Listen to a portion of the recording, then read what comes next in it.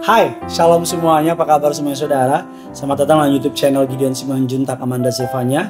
Saya berdoa saudara para kaum rebahan yang lagi rebahan di malam saudara berada, biar berkat Allah mengalir hidup saudara, biar segala mukjizatnya dicurahkan dalam hidup saudara dan saya. Sama-sama tundukkan kepala, kita bersatu dalam doa.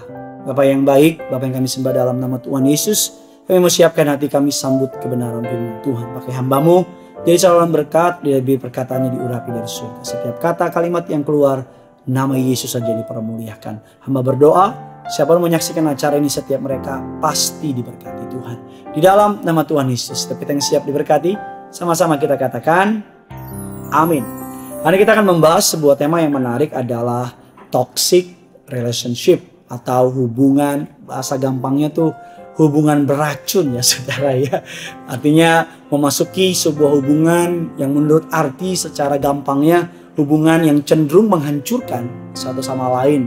Hubungan yang cenderung merusak, hubungan yang secara mentally, yang secara mental mengambil atau merampok sebanyak-banyaknya. Bukan hanya mental tapi secara spiritual.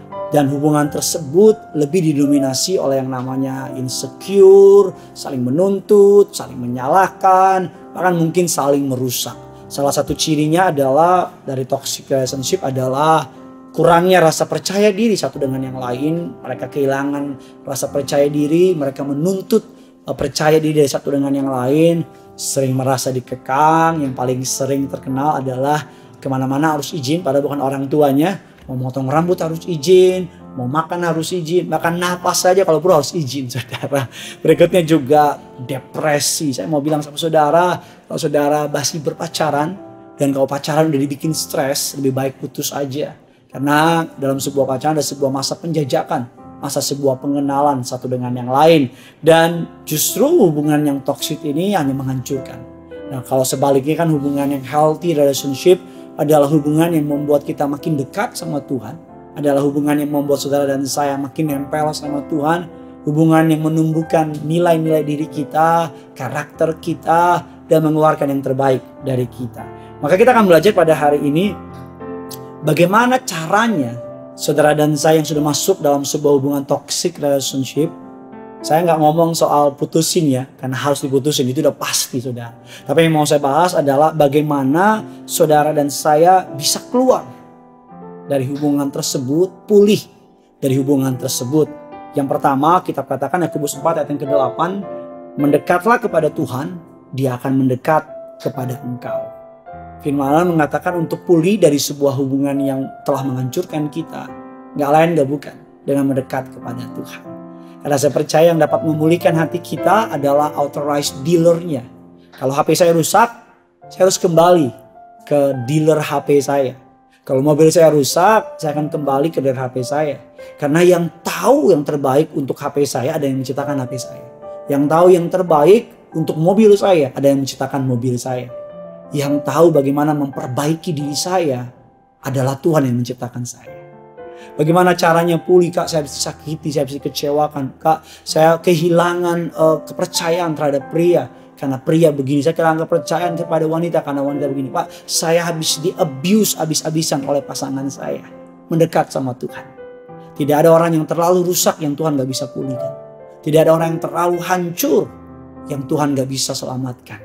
Semua kehancuran saudara datang sama Tuhan. Dia akan reset saudara kembali. Dia akan kasih cintanya, karena penawar dari toxic relationship adalah kasih. Kasih yang tidak mementingkan diri sendiri, kasih yang rela mati bagi saudara dan saya. Itu kasih Yesus di kayu salib. Datanglah mendekat kepada Tuhan. Melalui apa? Melalui doa. Datang dalam sama Tuhan, bilang Tuhan, aku gak mampu. Akui kerusakanmu, akui kehancuranmu, akui kegagalanmu, akui semua hal-hal yang menghancurkan saudara dan bilang Tuhan, this is me. Ini aku, hatiku sudah hancur berkeping-keping, tapi aku percaya Tuhan sanggup memulihkan kehidupanku. Yang kedua, bagaimana untuk saudara dan saya dapat pulih dari sebuah toxic relationship. Alkitab mengatakan dalam Mazmur 1 ayat yang kedua, tetapi yang kesukaannya ialah Taurat Tuhan, dan merenungkan Taurat itu siang dan malam. Yosua 1 ayat yang ke-8, janganlah engkau lupa memperkatakan kitab Taurat ini, Tapi renungkanlah itu siang dan malam, supaya engkau bertindak hati-hati sesuai dengan segala yang terus dalamnya. Sebab dengan demikian perjalananmu akan berhasil dan engkau akan beruntung.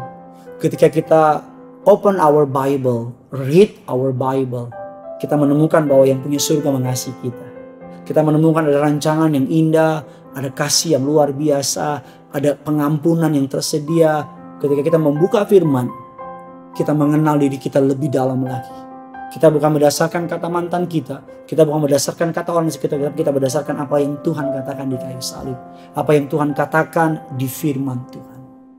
Renungkan firman Tuhan, merenungkannya, memperkatakannya, dan menikmati segala kebaikannya. Karena saya percaya dalam firman Tuhan ada kekuatan yang baru. Saya percaya dalam firman Tuhan ada inspirasi. Dalam firman Tuhan ada berkat-berkat yang mukjizat. Berkat-berkat luar biasa. Mukjizat-mukjizat mengalir bagi saudara. Yang ketiga, yang terakhir, bagaimana saudara dan saya bisa pulih dari sebuah toxic relationship. Alkitab mengatakan dengan mencari the right community atau komunitas yang tepat. Saudara sudah datang kepada Tuhan melalui doa, saudara merenungkan firman Tuhan, mempercayai perkataan firman Tuhan. Bagian terakhir melakukan firman Tuhan. Dengan apa? Mencari komunitas yang tepat. Dalam seri-seri sebelumnya kita membahas bahwa hubungan yang baik, hubungan yang buruk merusak kebiasaan yang baik. Hubungan yang baik merusak kebiasaan yang buruk. Ketika kita bertemu dengan orang-orang yang mengasihi kita, orang-orang yang cinta dengan Tuhan, maka hubungan kita dipulihkan. Kita mengalami support, mengalami kasih sayang. Dan kita akan menemukan segala yang terbaik dari kerajaan surga. Saya berdoa kalau engkau seorang pemudi, seorang pemuda yang sedang terikat dengan hubungan yang salah, lepaskan. Jangan digenggam terlalu lama, karena engkau pasti akan disakiti. Jangan biarkan dia menyakitimu, merampok masa depanmu. Serahkan hidupmu kepada Tuhan. Karena saya percaya, saya gak peduli seberapa cinta engkau sama dia. Karena Tuhan mempersiapkan hari depan yang jauh lebih baik. Karena masa depan sungguh ada. Dan harapanmu tidak akan pernah hilang. Tolong tulis kolom komentar di bawah. Kalau saudara sedang menjalin hubungan dengan orang yang salah, biar kita semua mendoakan. Atau saudara punya pengalaman pernah di-abuse dalam hubungan sebelumnya. Biar pengalaman saudara boleh menjadi kekuatan buat orang-orang di sekitar saudara. Karena saya percaya kita bisa sama-sama berjuang bersama dengan Tuhan. Kita bisa sama-sama pulih kembali. Kita bisa sama-sama kembali mengalami kasih, anugerah, dan kebaikan dari Tuhan. Jangan lupa like, subscribe. Jangan lupa bagikan sebanyak mungkin. Karena yang punya surga, crazy in love with you. Bye-bye.